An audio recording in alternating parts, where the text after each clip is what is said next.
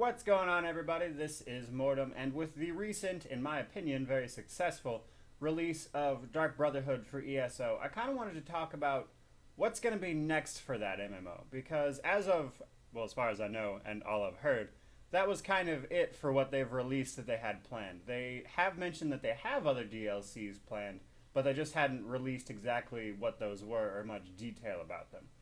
And I just want to kind of offer up a few theories to you guys, maybe hear what you guys have to think about it. So, I have two working theories about what might be next. For starters, I think Vvardenfell is probably going to be in there somewhere. And that is because, in the Dark Brotherhood DLC specifically, Speaker Tyrannus mentions it, and then it's actually mentioned a couple times by several of the NPCs from the quests that are part of the DLC but aren't necessarily part of the Dark Brotherhood storyline. Now, it's mentioned that the Dark Brotherhood is having some problems there for whatever reason, probably the Morag Tong if one had to guess. And then a member of the Morag Tong that you meet as part of the Ebonheart Pact, she mentions that she might want you to meet her there at some point. So I think that's one way they could go. Vvardenfell is definitely a crowd pleaser. A lot of people would buy that just because they'd want to see it in ESO, basically. That was always a fan favorite. One other theory that I would like to see them do, just because I think it would be interesting, I've kind of been following it.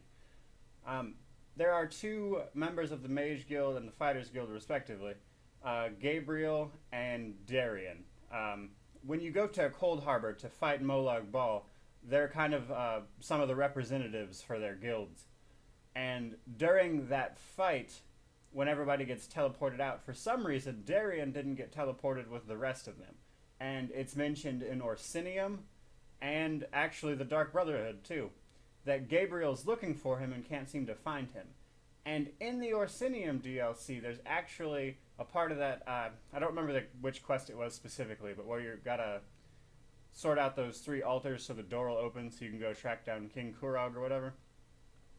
If you read some of the bookshelves when it's asking you to search for clues on how to solve the puzzle, one of the notes you'll find is it's a note from Darian from the Colored Rooms, which is Meridia's section of Oblivion, if you will. And in the Dark Brotherhood, you tell Gabriel that you found that note, if you found it. And she goes on telling about how it'll help her track him down. So I think because of that, it's possible to maybe see a continuation of that in the Colored Rooms for a DLC, which I think would be really cool, seeing as they've never done anything with that, really.